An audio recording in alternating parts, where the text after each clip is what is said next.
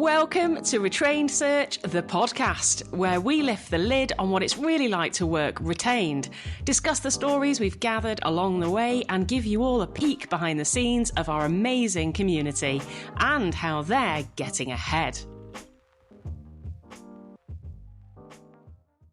Hello, everybody, and welcome to Jesus Christ, Retrained Search, the podcast. Still, did we change the name? It's either just changed or it's about to change, but we'll go with the old one for now. We'll go with the old one for now. There's some new stuff coming, kids. And welcome, Jordan.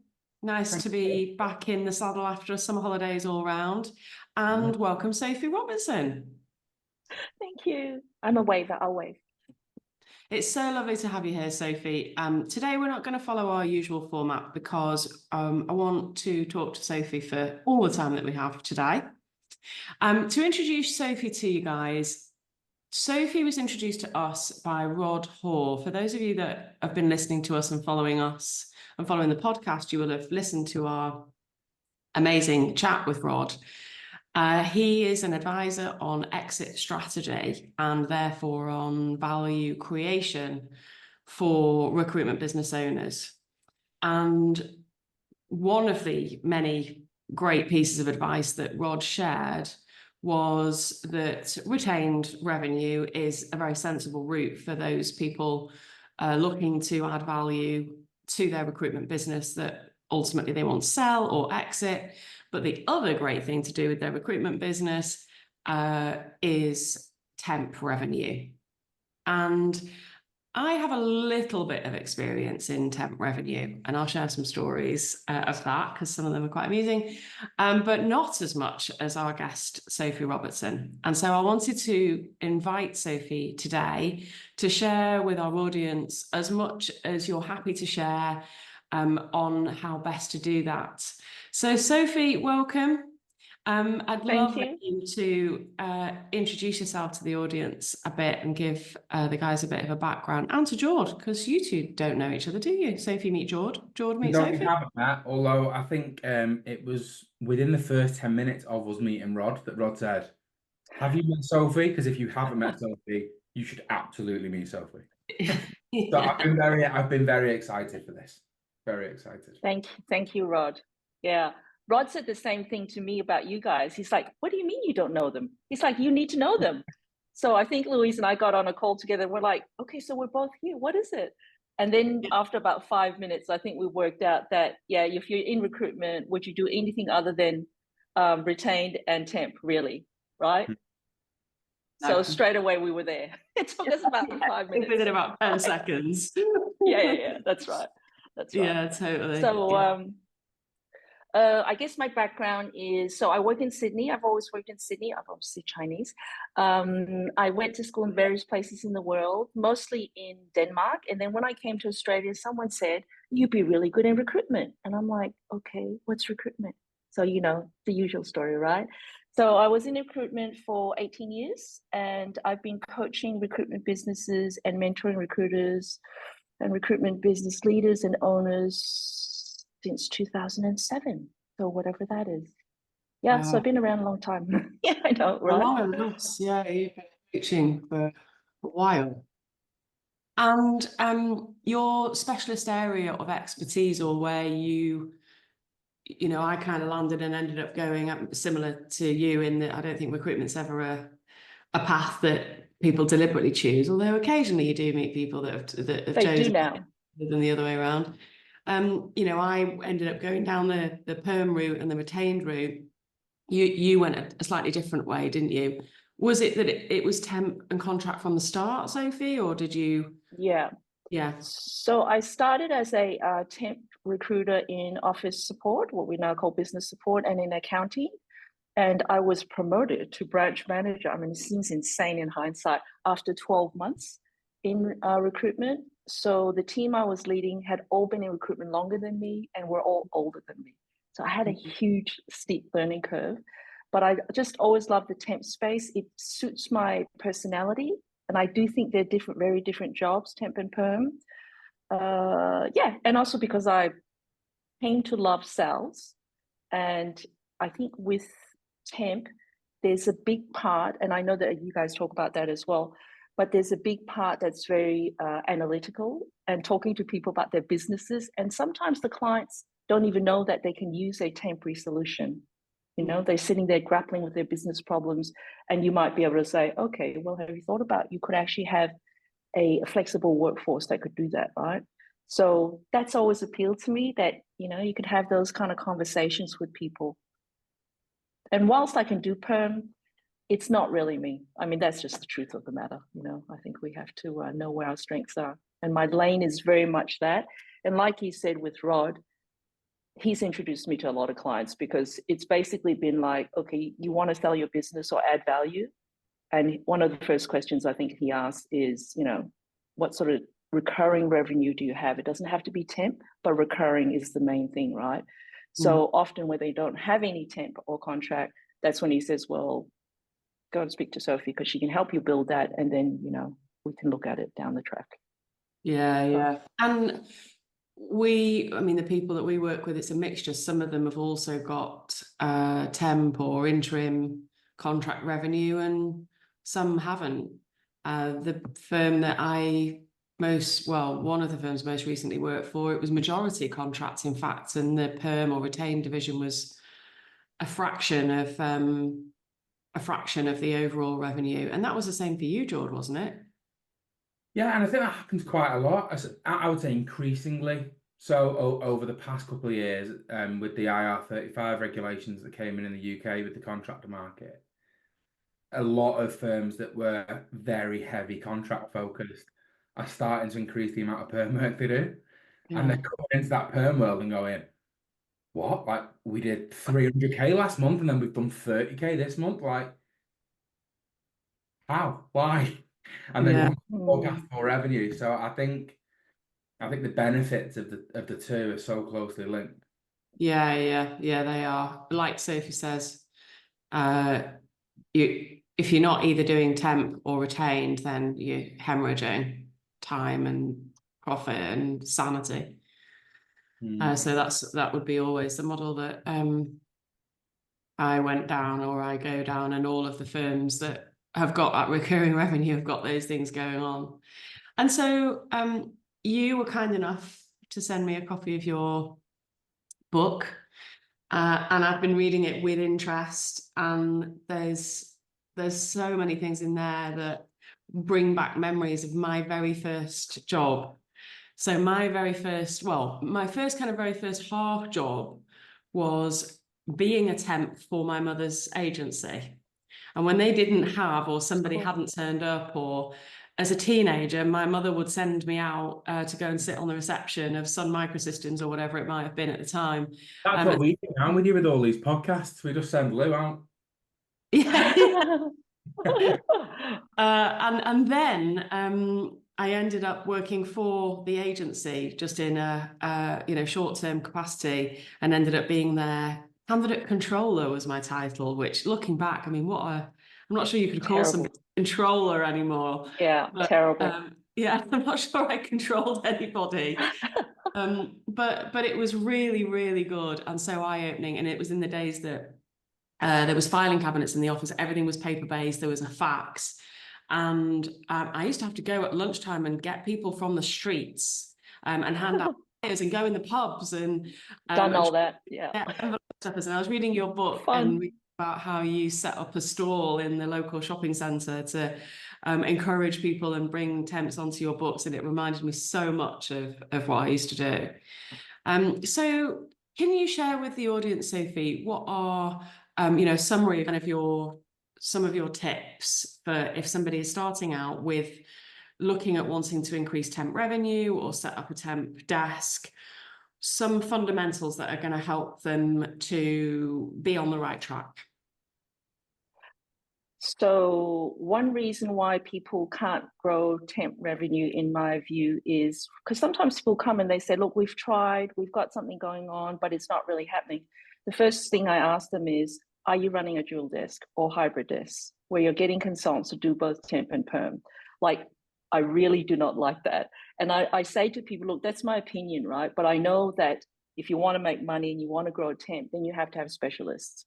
And the reason is because they're two entirely different jobs. So when people don't do temp well, in my view, what they're doing is they're doing temp as though it's perm, but that it's for a shorter amount of time, if that makes sense. But they do exactly the same process. Now, they're completely different. So how I explain it to people is this. When you do perm, you're essentially a matchmaker, right? You want to make a good match and hope that they hold hands and walk off into the sunset and they live happily ever after. That happily ever after is not really on us as the consultants, right? You might do a few guarantee calls, but really it's up to them because you've made the introduction. But temporary, you're actually managing a remote workforce, and that workforce belongs to you, the recruiter. So when you're forcing people to do both, it's like they're switching between the two jobs, right? And what I've seen often, and that's why I also don't like it, is that recruiters, they sit there and they struggle. And their struggle is basically, and I say to people, you get the behavior that you reward. So if you're rewarding people on billings and a consultant sits there and goes, okay, should I work on this perm job that's going to give me 30,000 in fees? Or should I work on this temp that's going to give me maybe $1,000 a week in fees, right? So people go for the big cake rather than the recurring thing, right? So that's why often when people run dual desks is they'll have, a reasonable amount of perm and maybe 5 or 6 contractors or temps out. But if you want to run like 30, 50, I think you call them runners in the UK, right? But if you want to have that amount of people or build that amount of hours, you really need to have specialists do it. And because they are such different jobs, they suit different personalities. So I think it's really hard to get someone to do both. And of course, I know there are lots of people that do both, but I'll give you an example. I was coaching this medical recruiter, fantastic recruiter, been in recruitment for about 10 years, $1 million biller several times over, all that. She was running a dual desk and she was billing 1.2 million here in Australia. And I said to her, I'd really like at some point if you could get off the fence. I don't really care which one you choose, but maybe choose one. And she said to me, I guess fair enough. She said, why would I choose when I'm billing 1.2? And I said, because you do more. So anyway, about 6 months later, she emailed me and said, okay, I've chosen. And I said, what did you choose? And she said, I chose locum. So she chose temp and she billed 1.6 the first year. Amazing. What a good story. Like it's obvious, right? Because then all her energy, I mean, what you focus on grows.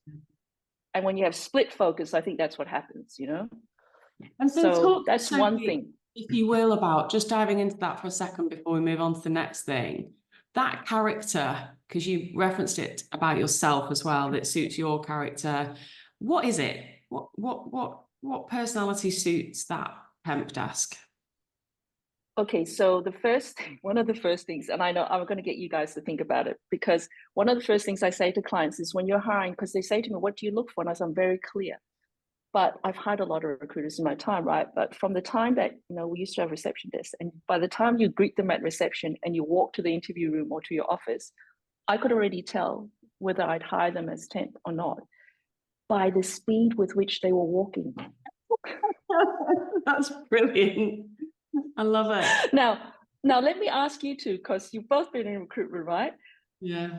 The best temp recruiters you work with, if you think back to them, does that apply? Yeah. 100%.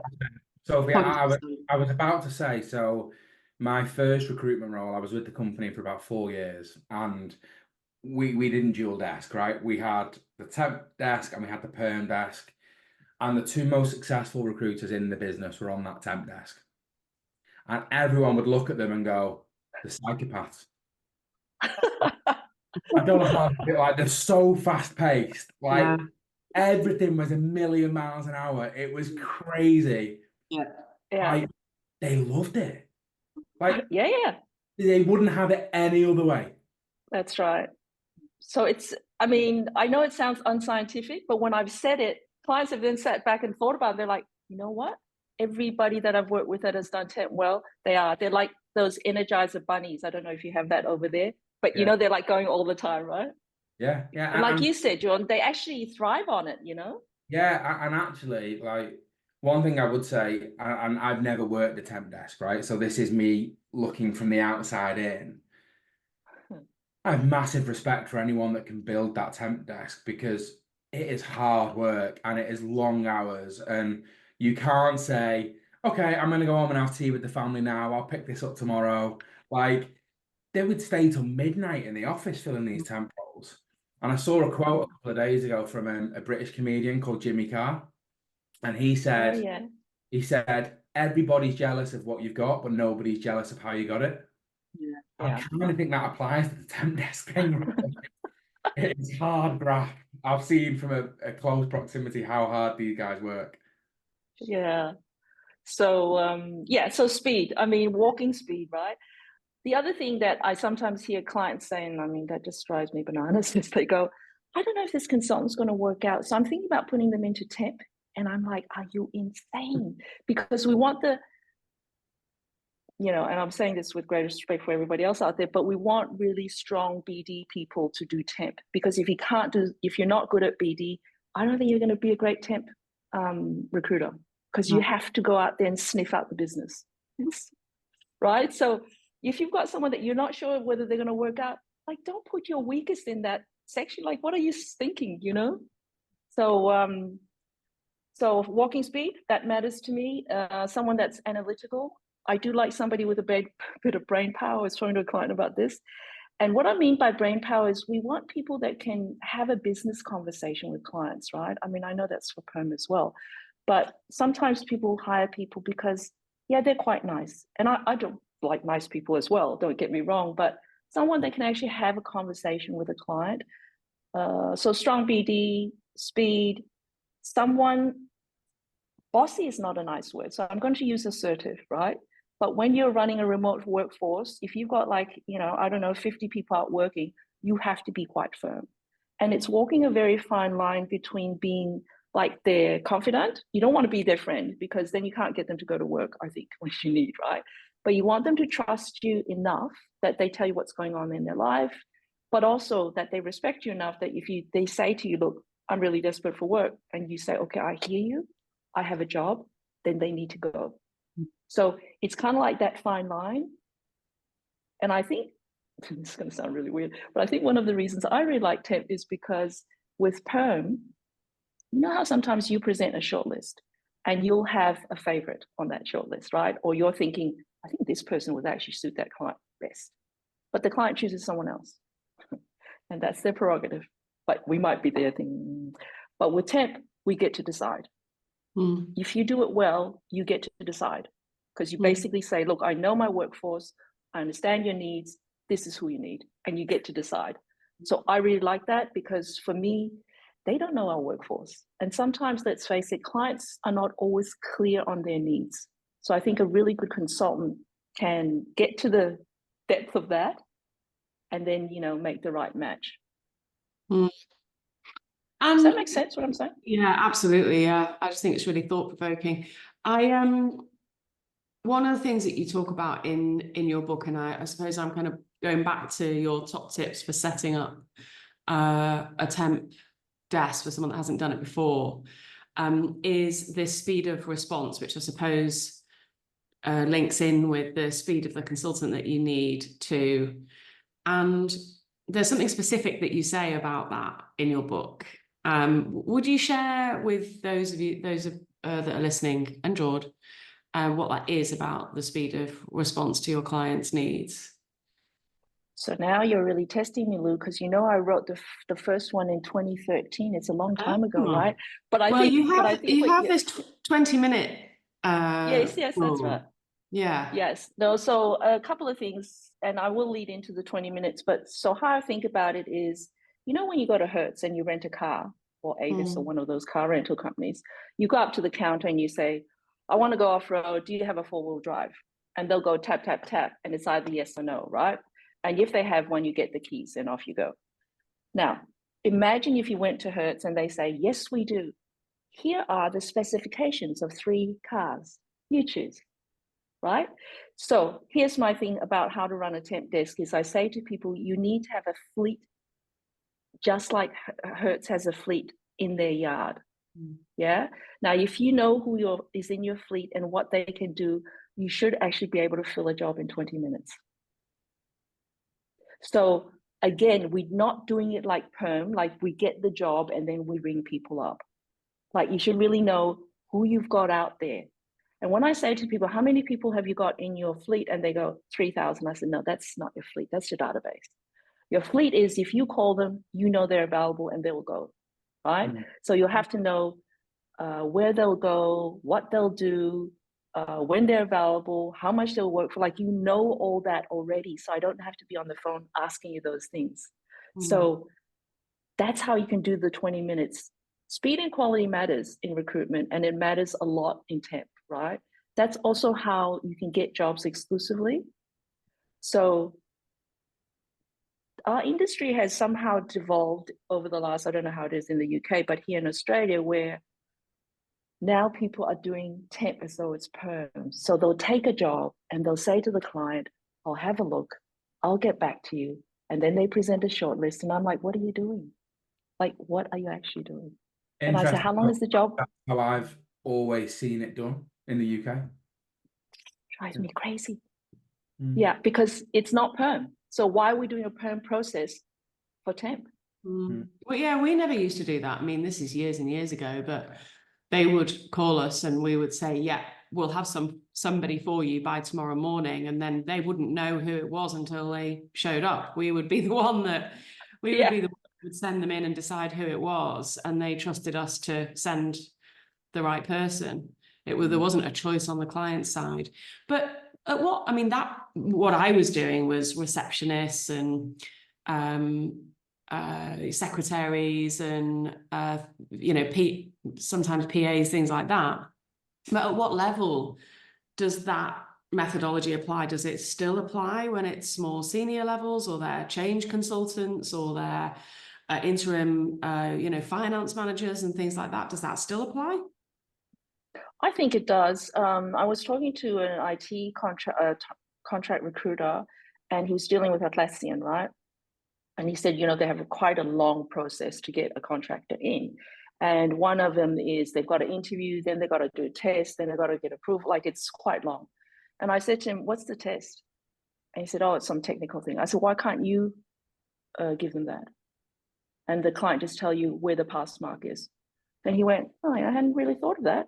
So then he went to Atlassian and the client said, great, so it's us doing it. Because I said, why don't we just skip straight to it so that they know the person they're putting forward will pass the test, has already passed the test. If the consultant understands the job and knows what that person can do, it's done, right? So the problem I think there is that people aren't specific enough, and people that know me will now just laugh because they'll say, oh my God, here she goes again about specificity. I always say to people, if you only get one thing from me in my training, please let it be about specificity. And what that means, let me ask you to, or think of back to a time when you've had a conflict with a client or candidate, and you don't have to just pick one example in your mind. Any, I'm sure you'll have loads. Have you both got one? Yeah. Yeah. Is it possible that whatever happened only happened because someone, and I'm not saying it was you because that's not important in this example, but because someone wasn't specific enough in their communication? Yeah, definitely. Right? I'm going to say in recruitment, it's almost always the case. Right?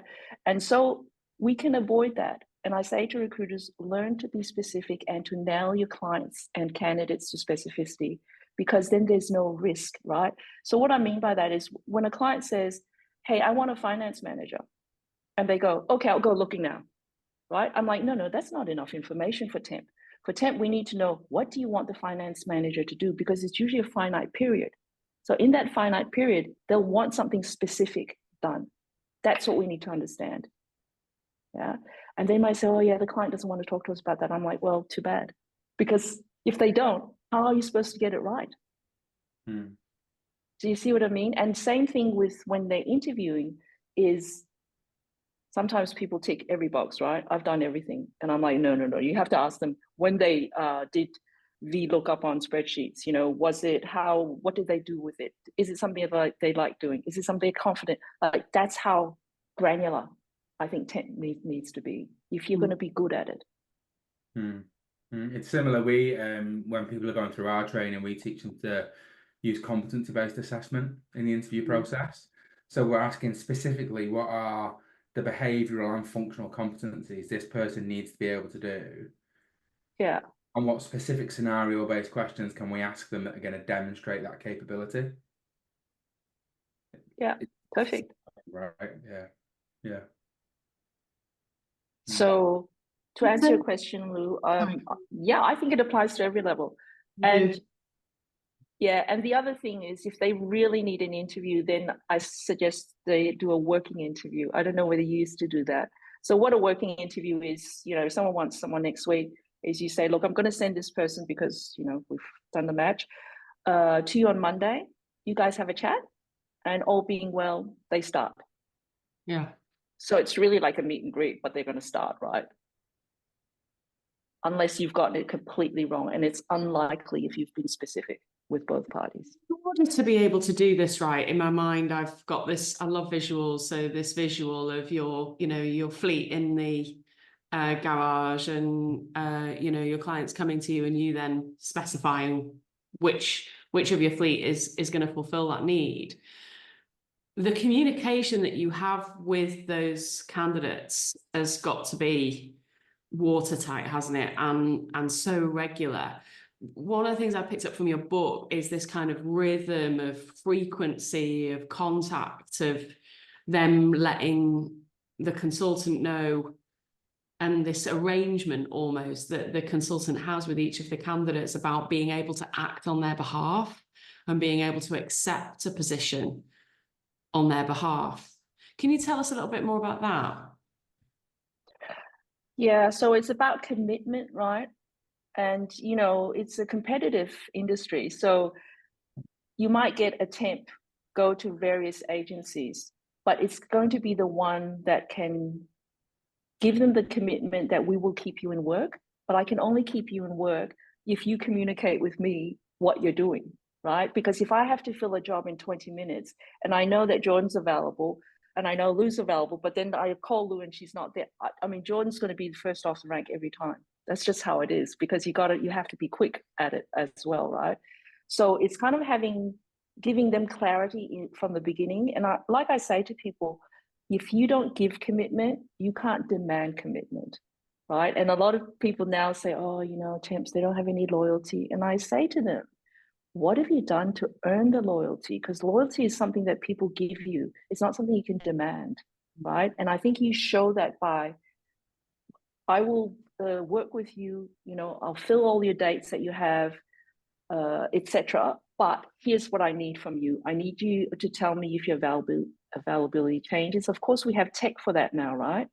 But if you have it doesn't matter to me whether it's on the app or you've called me, but as long as I know that you're available next week, and when I call you for that job, that you're going to go. That's what's important. Because I think it's also important to explain to people why you want these things. And you say to them, because we have to fill a job in 20 minutes, I don't have time to talk to 5 people. So when I call you, you're the person, right? But that also means that you have a fairly high chance of getting work. I have this saying, which is service, service, service, and money will follow. And I say to consultants, if you always think about service, it's going to be okay. So when you're not sure what to do, think about the service, right? And if you think about, if you were a temp and you work for an agency that had to send you for an interview, right? Maybe they send 3 people for an interview for one job. Only one person's going to get that job. 2 people you're going to let down. Whereas if you work for me and I send you and you're going to get the job, I think you're going to work with me, provided I treat you well, right? So I think it's an exchange. It's like we work together in partnership to get you temp work. I love that. The other aspect to it, I mean, there are so many aspects to it, the financing, of course, and the, you know, the funding and the mechanics and contracts of what goes behind a temp workforce, which of course is different, and the responsibility you take as a, you know, fleet leader. But the other thing is, touching on that service piece, is that they essentially are like a remote workforce, because in many cases, excuse me, they're actually payrolled by you. And you know, when I was at Air Swift, and for a brief time, I did kind of go back into contract and looked after several hundred contractors we had at ExxonMobil, and they were payrolled by us. So they were our consultants, basically, and they were carrying out contracts at our client's place of work. And it was our responsibility to look after them. It was our responsibility to make sure that they were well and they were happy and that they had everything that they needed. Is that still the case for, you know, temp desks? I kind of felt that was quite unique for that size of client and contract, but what is it if they're just taking, you know, they're having one temp from you or one contractor? What level of service do you need to provide? So, I mean, I've always been a high touch consultant, but I think now there's different types of clients, because if you do work for the government, say it's for defense, right? And they don't like them talking to you too much because you're not supposed to know what's going on in there. So it might be low touch, but you don't have to talk to them about their work. What we want to know is about their well-being, right? So ideally for me is that you have some sort of contact with your worker every week, with your temp every week. Now, we have 6 generations in the workforce in Australia. So we know now that different generations like contact in different ways. Now, I don't mind if it's text or I actually quite like video at the moment. So it might be video, but different things. But what's important is that we know how that person is going. And sometimes recruiters say to me, yeah, but they know they can call me if something goes wrong, right? Or they're not happy. And I said, by the time they call you, it's already way far down the track. Sometimes it's a tiny thing that we could fix. You know, it might be a misunderstanding between them and the client. Maybe they don't have enough work. Maybe they have too much work. Those things we can fix very easily, so they don't have to escalate. In Australia, you know, we have bushfires, right? And I say to people, sometimes it's just a little grass fire, but if you don't attend to it, it becomes a bushfire. And then suddenly the person's leaving, all the other people are unhappy because they talk. So it's super important to me that, you know, people are looked after, because I think everybody deserves to be looked after. And the people that win, I think, in temp are the people that can create community and belonging. So what belonging is, because you imagine you get sent out to some site, right? Maybe they don't feel like they belong to the client. So if they don't belong to you, who are they belonging to? Right? And if they belong to you, and my test is actually 2 things. One is I say to the recruiter, tell me a fun fact about your temp. And they go, what do you mean? I said, tell me something that's not about their skills. And some people know nothing. And other people can tell you everything, right? They have dogs, they have cats, they've got children, whatever. They like hiking, they drink red wine. Other people don't know anything. So the difference is, can you have a relationship with these people as people? Because then they're also, it's very hard for others to actually poach them from you, if that makes sense, right? Because sometimes people get poached for very little money, extra money. And then the recruiter says, oh my God, it was so little money. Why did they jump? And I say to them, they jump because they don't feel they belong to you. Because if they did, they would actually ring you and say, hey, guess what? Jordan tried to offer me more money to go and do his job. But they actually just jumped. That's the test. Yeah, I mean, all of these things, Sophie, I can see how if you implement them on a temp desk, it gives you an element of control. And it's funny because I remember looking at that temp desk in that business that I worked in, thinking, there's no control though. Like, it's like they just run so hard and so fast that, like, in the end, no matter how many knocks we have to take, we'll be successful. But like, it sounds like it doesn't need to be like that. No, it doesn't. It doesn't. It's funny because Lou, when you said about you were called temp controller, and it was the same here, right? And I just really didn't like that, because we don't like to say that to people's faces, I'm controlling you. But I do say, like when I train temp consultants, I say to them, you need to control every aspect, or as many as you can. Right? And we know people, I mean, things like loyalty and commitment, all those things we can work on. It's not something we can just say, well, because we pay them, they should give us those things. You actually have to build that.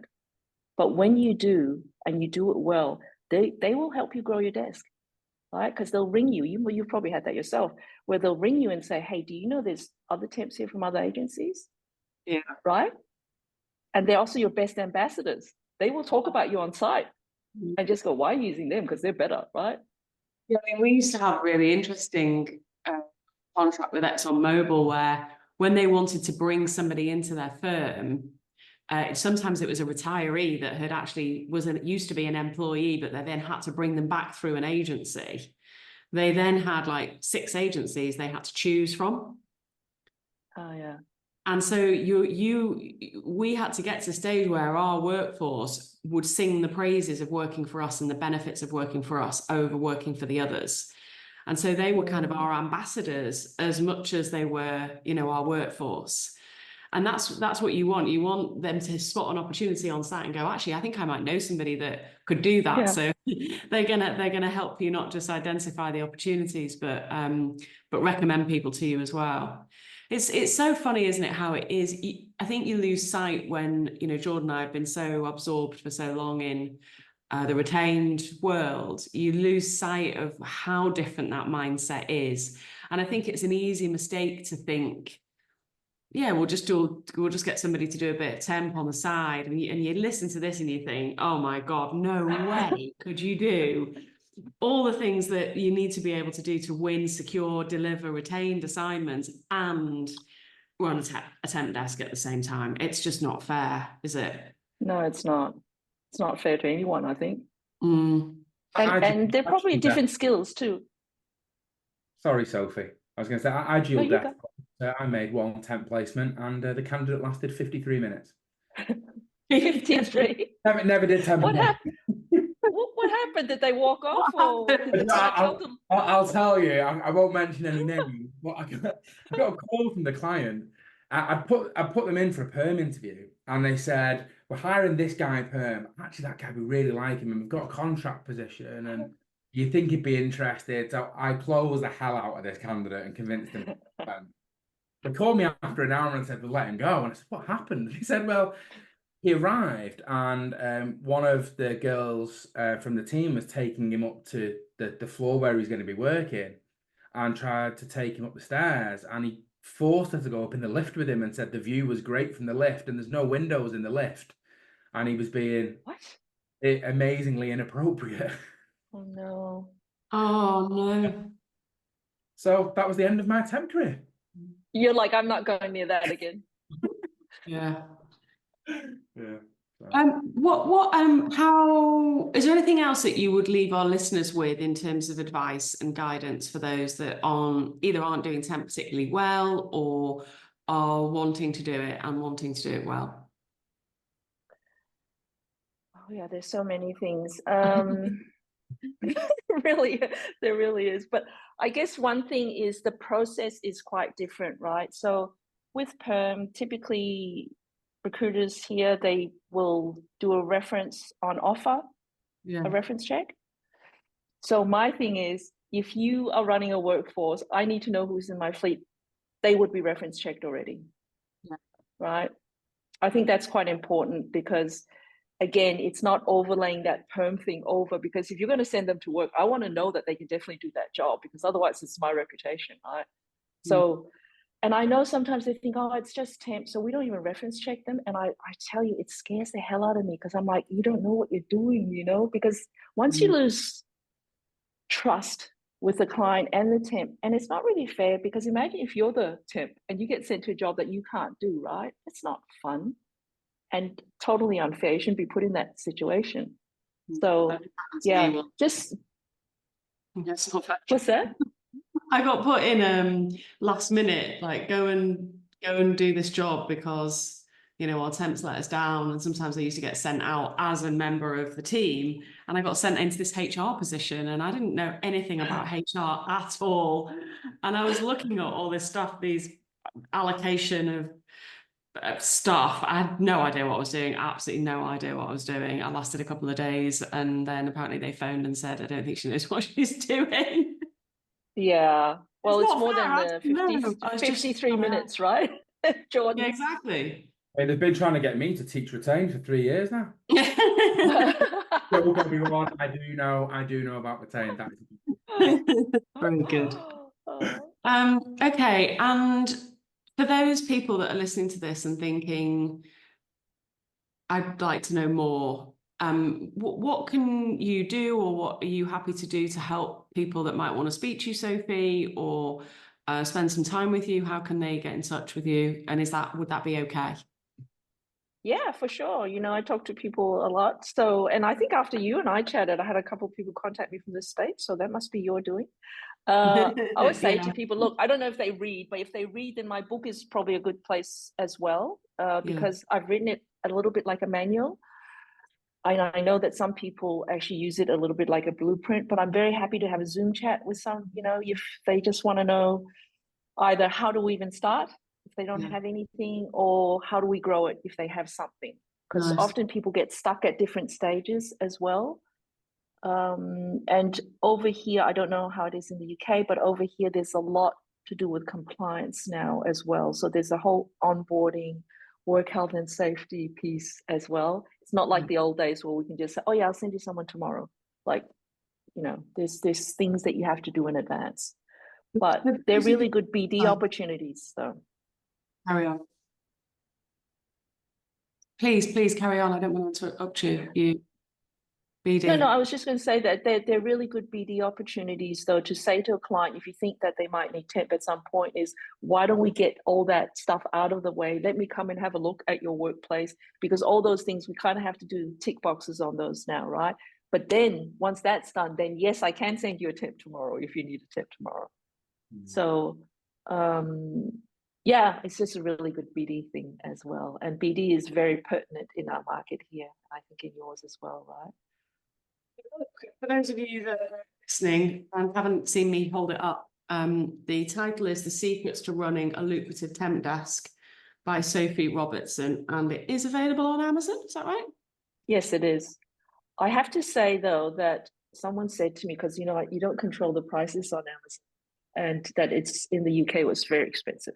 Although other clients said, you know what, it's worth every cent, just buy it. So, but you can also get it from my website, which is Unique Coaching as well. Unique Coaching. Okay. I think we can share links with the podcast, or those of you that can't get in touch with Sophie for whatever reason, reach out to us and we'll put you in touch. Thank you. It's been the first chat that I had with you was so enlightening, and I loved it so much. And reading the book, I couldn't stop reading it. I started reading and I was like, actually, it's fun. It reminds me of the fun that I had in Temp, and then the fun that I had with the contractors at ExxonMobil, and reminds me of how different they are. And it's so good to reappreciate the different skill sets. So I'm really grateful for you spending time with me, and for spending time today with Jordan and I and our listeners. And thank you in advance for the help and any guidance that you can offer the people that reach out to you. Thanks for inviting me on. It was fun. And thanks, Rod, for recommending that we get together. And I think also David, right? David Wolstenholme. David Wolstenholme, yeah. I think people have been conspiring to get us together. Yeah. Me and Lou are back in Sydney in May, so I think there needs to be a dinner on the cards. Oh, yeah. Let's do it. Sounds fun. I would love that. I'd really love that. That sounds great. Thank you very much. Thanks for everyone listening. We'll show you our lovely city. Yay. See you soon. Thanks, all right. Sophie. Thanks a lot. See you. Bye. Well, that's another episode of Retrain Search, the podcast in the bag. Thanks for listening to our wild tales, LinkedIn controversies, and our top tips on how to sell and deliver retained search. Get involved in our next episode. Send in your questions and share your experiences with us by emailing podcast@retrainedsearch.com. And don't be shy. Connect with us on LinkedIn and come and say hi. We don't bite. Unless you're a Shrek firm, that is. We want to say a special thank you to our retrained members for sharing what's working for them right now and innovating new ways to grow and evolve. It's an incredible community. If you're wondering what exactly we mean when we mention our communities, well, we have two separate programs. Our Search Foundations program is for recruiters who want to learn how to sell and deliver retained search solutions consistently. And we have our Search Mastery programme. That's for business leaders or owners already at 50% retained or more and looking to scale and grow and structure their search firm. We cap memberships to these programmes to protect the integrity of the community. If you want access, just talk to us. Okay, thanks for listening. We'll be back very soon with another episode of Retrain Search, the podcast.